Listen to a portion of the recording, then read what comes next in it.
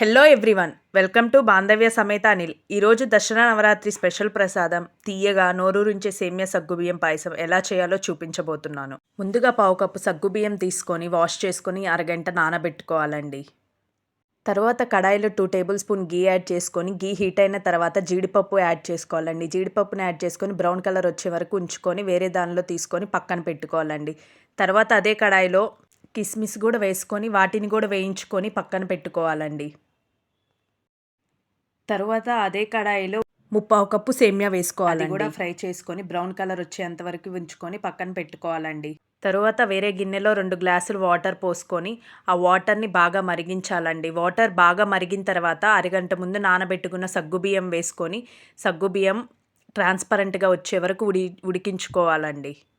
సగ్గుబియ్యం నేను చూపించిన విధంగా ఉడికిన తర్వాత ముందుగా వేయించి పెట్టుకున్న సేమ్యా వేసుకొని బాగా కలుపుకొని నేను చూయించిన విధంగా ఉడికించుకోవాలండి. సేమ్యా ఉడికిన తర్వాత 1 కప్పు షుగర్ యాడ్ చేసుకొని షుగర్ని మిక్స్ చేసుకొని షుగర్ మెల్ట్ అయ్యేంత వరకు ఉడికించుకోవాలండి.